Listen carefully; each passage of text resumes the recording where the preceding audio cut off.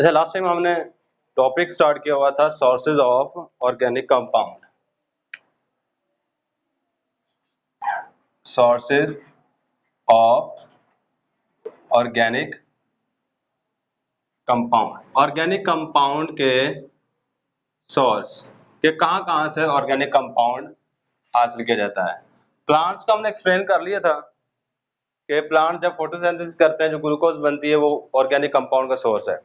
जब प्लांट मुर्दा हो जाते हैं उसका जो बॉडी होती है वो सारा का सारा ऑर्गेनिक कंपाउंड जिसको मुख्तलिफ मकासद के लिए इस्तेमाल किया जाता है, मसलन फर्नीचर वगैरह बनाने के लिए इस्तेमाल किया जाता है, इसको फ्यूल के लिए इस्तेमाल करते हैं। और थर्ड नंबर पे हमने कहा था अगर किसी कुदरती आफात की वजह से प्लांट्स जमीन के नीचे दब जाते हैं, बैक्टीरियल डिकम्पोजिशन होगी, बैक्टीरियल डिकम्पोजिशन होने के बाद वही प्लांट कोल या पेट्रोलियम में चेंज हो जाएगा। और पेट्रोल और कोल और पेट्रोलियम दोनों के दोनों ऑर्गेनिक कंपाउंड के सोर्सेज हैं। अब कोल हमने स्टार्ट किया हुआ था, कोल में हमने कहा था जी कि ये कोयले को कहते हैं। तो ये बनता किस तरह, इसकी फॉर्मेशन पढ़ ली थी ना कि हजार से हजारों साल पहले जमीन के नीचे पौधे वगैरह दबे, bacterial decomposition high temperature high pressure पे हुई, उसके बाद जो लकड़ी है वो कोल में चेंज होगी। अब कोल में चंद एक चीजें जो कि यहाँ पे याद रखने वाली हैं। कोल हमने स्टार्ट किया हुआ था, कोल थोड़ा सा पढ़ लिया था, डिस्कस कर लिया था, थोड़ी सी चीजें रह गई हैं। इसमें एक प्रोसेस होता है डिस्ट्रक्टिव डिस्टिलेशन, सही है। डिस्ट्रक्टिव डिस्टिलेशन का प्रोसेस होता है। अब डिस्ट्रक्टिव डिस्टिलेशन को पहले समझिएगा कि होती क्या है। कहता आपने ना जो कोल जमीन से हासिल होता है उसको ले लेना है यहाँ पे। ये मैंने उस कोल कहता है कोयले को, मैंने कोयले को यहाँ पे ले लिया है। इसको आपने ऊपर से पूरी तरह कवर कर देना है, तो ये ताकि इसके अंदर एयर ना जाए, इसके अंदर एयर बिल्कुल मौजूद ना हो। अब इसके बाद आपने इसको गर्म करना शुरू कर देना है।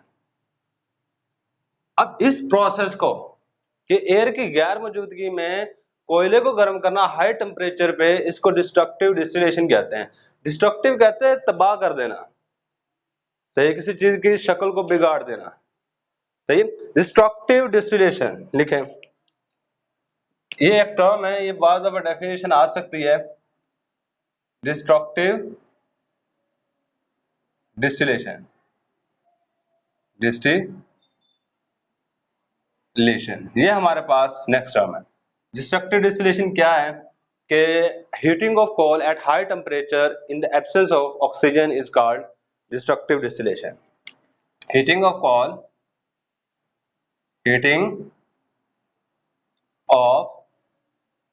कोयले को गर्म करना है at high temperature, at high temperature, बहुत बुलंद टेम्परेचर पर, इन द एब्सेंस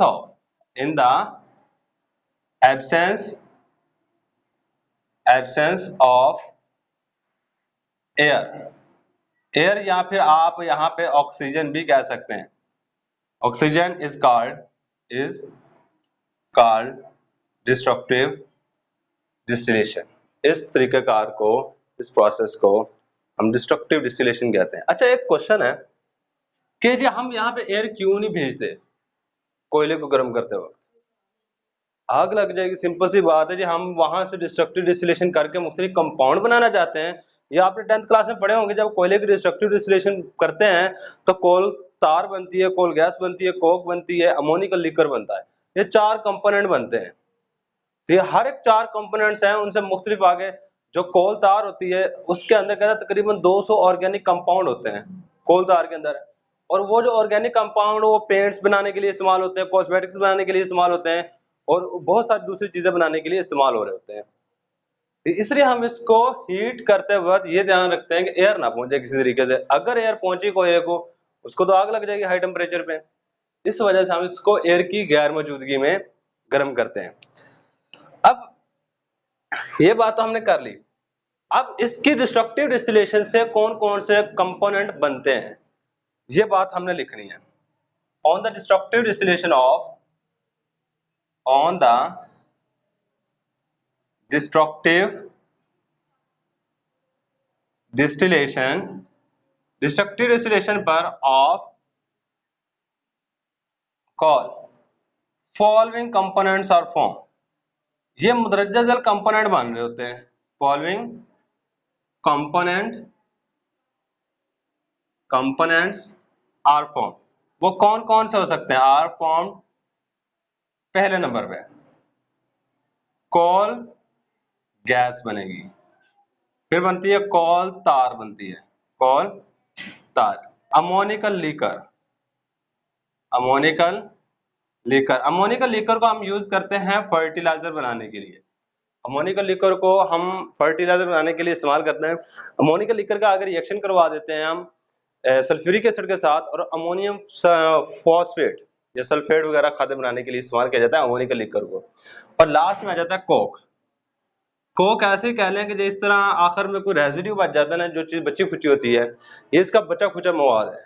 कोल का बचा खुचा मवाद को हम कोक कहते हैं। अब कोक को कहाँ पे इस्तेमाल किया जाता है? कब कोक को फिर मजीद गर्म करते हैं। मजीद गर्म करने के बाद जो सड़कों पे लुक वगैरह डालते हैं, ये सारे के सारे कोक है। कोक से जो नेक्स्ट उसको कहते हैं तार। ये आसान सा था उसका नाम, चलो जो भी है। इससे नेक्स्ट अगर कंपोनेंट बनता है उसको हम ये सड़कों पे ये लुक वगैरह डालने के लिए इस वक्त पिच कहते हैं, पिच। इससे नेक्स्ट कंपोनेंट जो बन रहा होता है वो पिच होता है, वो बिल्कुल फजूल होता है। उसको हम रूफिंग वर्ड यूज करते हैं या छतों वगैरह पे इस्तेमाल करते हैं या फिर सड़कों पे इस्तेमाल करेंगे। अब इसके बाद नेक्स्ट आ जाते हैं इसके uses. Uses of coal. Coal कहाँ कहाँ पे इस्तेमाल हो रहा है? सबसे पहले नंबर पे इसको डोमेस्टिक लेवल पे इस्तेमाल किया जाता है फॉर कुकिंग पर्पस। खाना बनाने के लिए इस्तेमाल किया जाता है। It is use at domestic level. It is use at domestic level. इसको घरों में इस्तेमाल किया जाता है domestic level for cooking purpose, for cooking purpose, खाना बनाने के लिए। अब सेकंड नंबर पे पाकिस्तान में जितनी मैक्सिमम बिजली बन रही है वो कोयले से बन रही है। ये कुछ पानी से भी बनती है, लेकिन जो अभी तक मैक्सिमम बिजली बन रही है वो कोयले से या फिर फ्यूल वगैरह से, पेट्रोल वगैरह से या गैस वगैरह से बन रही है। अब इसको सेकंड नंबर पे कहाँ पे इस्तेमाल किया जा रहा है? कोयले को हम यूज करते हैं इलेक्ट्रिसिटी जनरेशन के लिए। It is used for generation या फॉर्मेशन ऑफ इलेक्ट्रिसिटी, बनाने के लिए current, formation of electricity, current बनाने के लिए। कहाँ पे? इन पावर स्टेशन, इन पावर स्टेशन। इसको फ्यूल के तौर पे हम इस्तेमाल करते हैं पावर स्टेशन में इलेक्ट्रिसिटी वगैरह बनाने के लिए। वहां पे वाटर को चेंज करते हैं स्टीम में, वाटर को स्टीम में चेंज करने के लिए इसको इस्तेमाल किया जाता है। थर्ड नंबर पे इसको इंडस्ट्री के अंदर यूज करते हैं। इट इज यूज्ड, इसको हम इस्तेमाल कर रहे होते हैं as a fuel, as a fuel in industry. Industry के अंदर हम इसको फ्यूल के तौर पर इस्तेमाल कर रहे होते हैं। Third point. फोर्थ पॉइंट पे आ जाएं, इसको भट्टों के अंदर इस्तेमाल करते हैं। जो आपने पढ़ा होगा, जो घटिया किस्म होती है ना कोयले की, उसको भट्टों के अंदर इस्तेमाल करते हैं। जो वो पीट सबसे कोयले की लोएस्ट क्वालिटी है। अब उसको हम इस्तेमाल करते हैं भट्टों वगैरह में, किसके लिए? ईंटों को पकाने के लिए। ईंटों को पकाने के लिए एक वर्ड यूज करते हैं बेक, BAKE। बेक होता है पकाना। ईंटों को पकाने के लिए स्पेशल एक वर्ड, वरना तो कुकिंग भी पकाना ही है, लेकिन वो पकाना खाना पकाने कहते हैं। ईंटों वगैरह को पकाने के लिए बेक वर्ड यूज करेंगे, bake bricks. Lower quality of, lower quality, जो इसकी कम क्वालिटी है, अच्छी क्वालिटी नहीं होती, lower quality of coal is used for bake brick, bake brick in lime kiln, in lime kiln. Kiln कहता है भट्टी को, तो ये भट्टा वगैरह में ईंटों को पकाने के लिए इस्तेमाल किया जाता है। ये चार यूजेस है, सिंपल सिंपल से। अगर किसी भी फ्यूल के यूजेस आ जाए ना, तीन तो आपके मोस्ट कॉमन है ना, घरों में, कुकिंग के लिए, पावर जनरेशन में, और इसके अलावा इंडस्ट्रीज में एज अ फ्यूल के तौर पे। ये आगे जाकर भी हम इसी चीजों को हम बयान करेंगे। नेक्स्ट हमारे पास जो सोर्स है ऑर्गेनिक कंपाउंड का, वो है कोल गैस, नेचुरल गैस। सही है। नेचुरल गैस, ये हमारे पास नेक्स्ट सोर्स है ऑर्गेनिक कंपाउंड का। नेचुरल गैस का सबसे पहले डेफिनेशन करते हैं। कहते हैं नेचुरल गैस असल में लो बॉइलिंग हाइड्रोकार्बन है। Natural gas, natural gas is consist of natural gas मुश्तमिल होती है लो बॉइलिंग हाइड्रोकार्बन पर। हाइड्रोकार्बन, अच्छा लो बॉइलिंग हाइड्रोकार्बन का क्या मतलब है? इसके अंदर जो हाइड्रोकार्बन होंगे, जो इथेन, मीथेन हो सकती है, प्रोपेन हो सकती है, यानी कि ऐसे हाइड्रोकार्बन होंगे जो गैसियस स्टेट में होंगे। और गैसियस स्टेट के हाइड्रोकार्बन का आपको पता है कि बॉइलिंग पॉइंट या मेल्टिंग पॉइंट क्या होता है, कम होता है या ज्यादा होता है? कम होगा, इसलिए उसने कहा है कि ये सारे के सारे लो बॉइलिंग हाइड्रोकार्बन, तो ये लो बॉइलिंग हाइड्रोकार्बन होते हैं। अब इसके अंदर एक चीज बड़ी हुई है कि इसके अंदर मैक्सिमम मेजोरिटी में जो कंपाउंड पाया जाता है वो मीथेन है। ऑलमोस्ट 85% मीथेन होती है नेचुरल गैस में, 85% मीथेन होती है, ये बात लिख लें। Natural gases mostly consist of, natural gas is mostly consist of,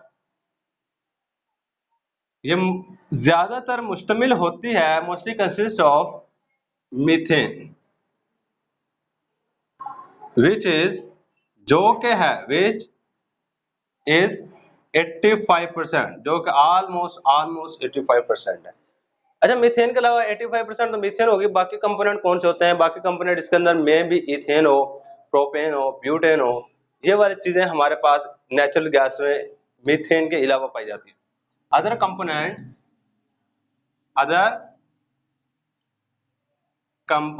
दूसरे जो कंपोनेंट हो सकते हैं, अदर कंपोनेंट में भी ये वाले हो सकते हैं, ethane, propane, butane, ethene, ETC, ये वाले हमारे पास चंद कंपोनेंट्स हैं जो नेचुरल गैस में इसके अलावा भी पाए जा सकते हैं। अब नेचुरल गैस बनती किस तरह, ये भी एक पॉइंट लिख लें। Natural gas same to same process वही है पेट्रोलियम वाला ही, पेट्रोलियम के साथ ही नेचुरल गैस निकलती है, ये भी बात याद रखिएगा, पेट्रोलियम के साथ ही नेचुरल गैस निकलेगी, बैक्टीरियल डिकम्पोजिशन की वजह से बनेगी। सिंपल बात एक ही लिख लें, it is formed by bacterial decomposition,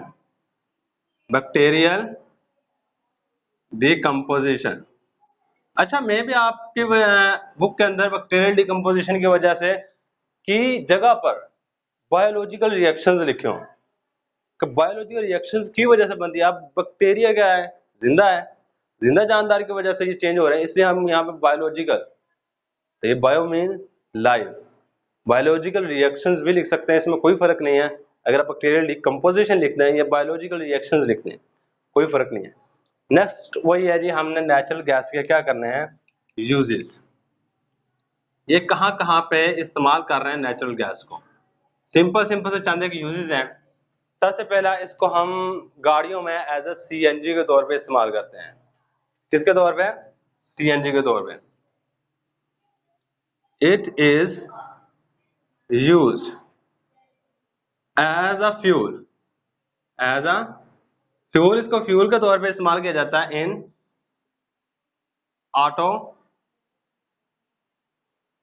automobile engine. इसको ऑटोमोबाइल इंजन में एज अ फ्यूल के तौर पर इस्तेमाल कर रहे होते हैं। सही, ये बात आपने याद रखनी है। इन ऑटोमोबाइल इंजन सच है, आगे ब्रैकेट डाल के लिख भी दे, सच एज वो किस तरह हो सकती है? CNG की फॉर्म में हो सकती है, LPG LPG का मतलब पता है? Liquid petroleum gas, CNG compressed natural gas, LPG liquid petroleum gas कहते हैं। इसके बाद सेकंड नंबर पे, इसको घरों में भी इस्तेमाल किया जाता है। ये जो सुई गैस आ रही है घरों में, ये सारी की सारी यही तो है, नेचुरल गैस, सही है। इसको घरों में फॉर कुकिंग पर्पज के लिए इस्तेमाल किया जाता है, खाना वगैरह बनाने के लिए। It is used for cooking purpose, for cooking purpose at home, at home, घरों में कुकिंग पर्पस के लिए इस्तेमाल कर रहे थे।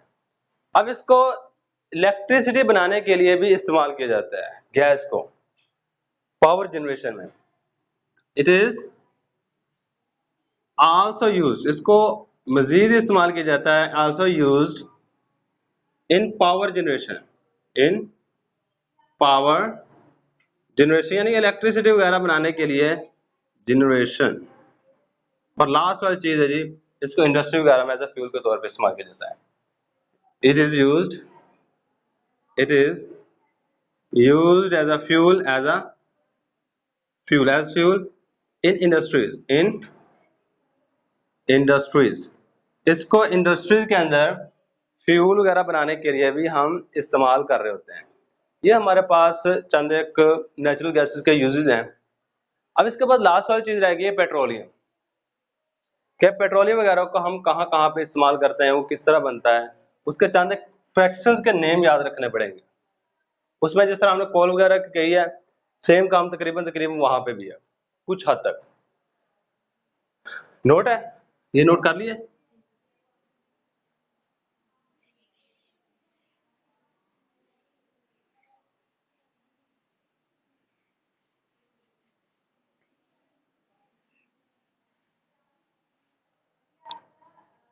नेक्स्ट हेडिंग दे लें पेट्रोलियम। पेट्रोलियम इसको कहते हैं refined form of crude oil. ये क्रूड ऑयल की रिफाइंड फॉर्म है। अब क्रूड ऑयल क्या होता है, जो जमीन के नीचे से जिस फॉर्म में निकलता है, बिल्कुल ब्लैक सा ये ऑयल होता है, बिल्कुल ब्लैक लिक्विड होता है, देखो क्रूड ऑयल कहते हैं। उसको थोड़ा सा रिफाइन करते हैं, रिफाइन करने के बाद हमारे पास पेट्रोलियम आती है। पेट्रोलियम को ही फ्रैक्शनल डिस्टिलेशन करते हैं, आगे फ्रैक्शनल डिस्टिलेशन करते हैं, जिसके बाद मुख्तलिफ प्रोडक्ट बनते हैं, जिसमें कैरोसिन, गैसोलीन, ये सारे के सारे कंपोनेंट बनते हैं। ये सबसे पहले इसकी एक डेफिनेशन, छोटी सी डेफिनेशन है, it is a refined form of petroleum, sorry crude oil. ये क्रूड ऑयल की रिफाइंड फॉर्म है। Petroleum is a refined form of, petroleum is a refined form of crude oil। अब इसकी नेक्स्ट स्टेप में आपने formation लिखनी है। Formation आपने खुद लिखनी है, मैं नहीं बताऊंगा। फॉर्मेशन इसकी बिल्कुल कॉल जैसी है, मतलब मैं समझा देता हूँ। वही तरीकाकार है कि आज से हजारों साल पहले कुछ हुआ कि जमीन पे कुदरती आफात आई, जिसकी वजह से जो प्लांट्स या जिंदा जानदार जमीन के ऊपर पाए जाते थे, वो जमीन के नीचे दब गए। तो वो क्या हुआ, जमीन के नीचे यहाँ पे दफन हो गए। अब जब वो दफन हुए तो यहाँ पे हाई टेम्परेचर, हाई प्रेशर की मौजूदगी में, हाई प्रेशर हाई टेम्परेचर की मौजूदगी में बैक्टीरियल डिकम्पोजिशन हुई। क्या हुआ, बैक्टीरियल डिकम्पोजिशन। बैक्टीरियल, ये खुद लिखिएगा, बैक्टीरियल डिकम्पोजिशन। वही जो अगर कोल वाला आपने लिखा वहां पे, जो आप पे कोल कोल वर्ड आएगा वहां पे आपने पेट्रोलियम लिख देना। बैक्टीरियल डिकम्पोजिशन हुई, और बैक्टीरियल डिकम्पोजिशन होने की वजह से ये जो वुड है, ये जो वुड है, ये चेंज हो गए किसमें, पेट्रोलियम। क्रूड ऑयल में असल में चेंज होती है, क्रूड ऑयल से क्रूड ऑयल।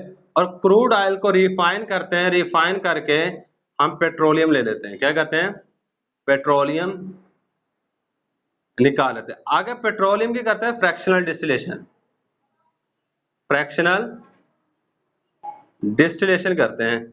अब फ्रैक्शनल डिस्टिलेशन करके, फ्रैक्शनल डिस्टिलेशन करके आगे मुख्तलिफ इसके कंपोनेंट बन जाते हैं, जिसमें ईथर आ जाता है, गैस आ जाती है, इसके बाद कैरोसिन ऑयल आ सकता है, कैरोसिन ऑयल, ईटीसी। सही, ये चंद एक चीजें आ जाती हैं। ये सारे का सारा तरीकाकार है किस तरह हम पेट्रोलियम को हासिल करते हैं और आगे यूजफुल प्रोडक्ट में किस तरह चेंज करते हैं। सही है। अब हमने बात यहाँ पे की है फ्रैक्शनल डिस्टिलेशन। फ्रैक्शनल डिस्टिलेशन क्या होता है, हेडिंग देने इसकी, फ्रैक्शनल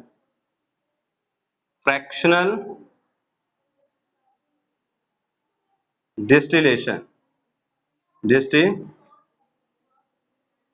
डिस्टिलेशन। फ्रैक्शनल डिस्टिलेशन की बात करते हैं, पहले इसको समझ लें फ्रैक्शनल डिस्टिलेशन है क्या। इसमें ना कहता है बॉइलिंग पॉइंट के बेस पे दो चीजों को अलग करते हैं। मतलब मैंने क्या किया, आपको दो चीजें मिला के दे दी एक फ्लास्क के अंदर, मैंने कहा इसके अंदर दो चीजें मौजूद हैं। पहले नंबर पे इसमें अल्कोहल है,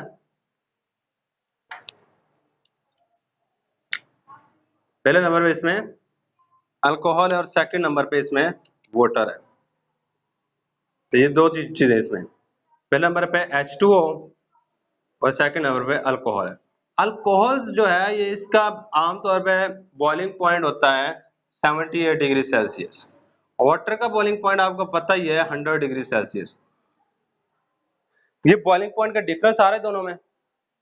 पहले नंबर पे अगर आप फ्रैक्शनल डिस्टिलेशन करना चाहते हैं तो बॉइलिंग पॉइंट का डिफरेंस होना चाहिए। तो यहाँ पे देख ले, एक 100 है, दूसरा 78 डिग्री सेल्सियस है। अब मैंने क्या करना शुरू कर दिया, इसको गर्म। मैंने क्या करना चाहता हूँ, इन दोनों को अलग करना चाहता हूँ। वाटर और अल्कोहल एक दूसरे के अंदर सॉल्युबल होते हैं, बिल्कुल हल हो जाते हैं। अब मैं इन दोनों को अलग करना चाहता हूँ। मैं अलग करने के लिए क्या करूंगा, इनको हीट कर दूंगा। सही है, हीट करूंगा तो आपके ख्याल में पहले किसको बॉयल होना चाहिए, किसको? अल्कोहल को बॉयल होना चाहिए। जो अल्कोहल होगी वो ऐसा ऐसा वेपर पानी के ऊपर की तरफ आएगी। यहाँ पे हमने कंडेंसर लगाया होता है, यहाँ पे हमने क्या करते हैं, कंडेंसर होता है कुछ इस तरह का, यहाँ वाटर चल रहा होता है, ये ऐसा ऐसा यहाँ से वेपर आते हैं और यहाँ पे कंडेंस होकर ये वाली चीज अल्कोहल हम अलग कर लेते हैं, वाटर नीचे रह जाता है। ये नहीं कि वाटर बिल्कुल भी वेपोरेट नहीं, थोड़ा बहुत होगा, लेकिन ज्यादातर अल्कोहल 78 डिग्री सेल्सियस पे गर्म करेंगे सारी की सारी अल्कोहल वेपोरेट हो जाएगी। ये जो तरीका कर हमने इस्तेमाल किया है बॉइलिंग पॉइंट की बेस पे दो चीजों को अलग किया है, इस तरीकाकार को कहते हैं फ्रैक्शनल डिस्टिलेशन।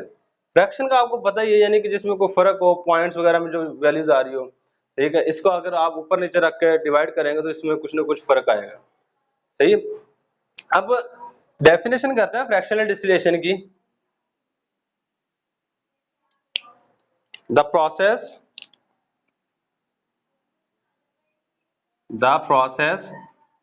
वो तरीकाकार इन विच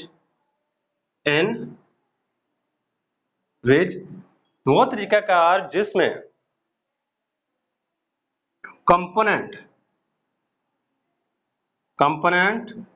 या डिफरेंट कंपोनेंट लिख लें, वर्ड सही है ज्यादा, डिफरेंट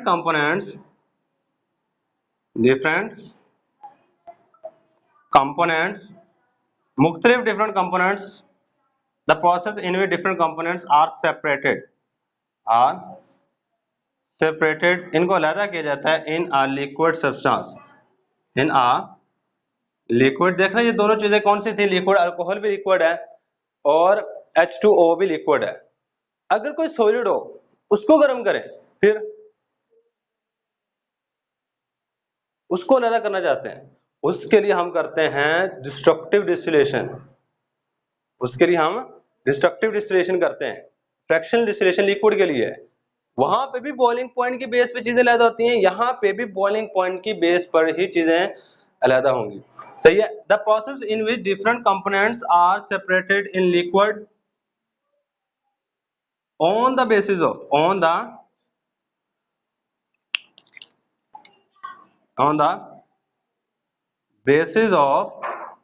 बॉइलिंग पॉइंट, बहुत इंपॉर्टेंट वर्ड है, on the basis of boiling point. ये वाला वर्ड लाजमी लिखना है आपने, अगर ये वाला वर्ड नहीं लिखते तो आपकी डेफिनेशन गलत है, बिल्कुल गलत तस्वर होगी। On the basis of boiling point is called fractional distillation, इसको हम फ्रैक्शनल डिस्टिलेशन कह रहे होते हैं। आज के लिए सिर्फ इतने काफी है, कल को इंशाल्लाह ताला नेक्स्ट स्टार्ट करेंगे। इससे नेक्स्ट वो किस तरह हम इसकी फ्रैक्शनल डिस्टिलेशन क्रूड ऑयल की करते हैं और उससे किस तरह पेट्रोल के डिफरेंट प्रोडक्ट्स, डिफरेंट कंपोनेंट्स हासिल करते हैं। तब तक के लिए अल्लाह हाफिज।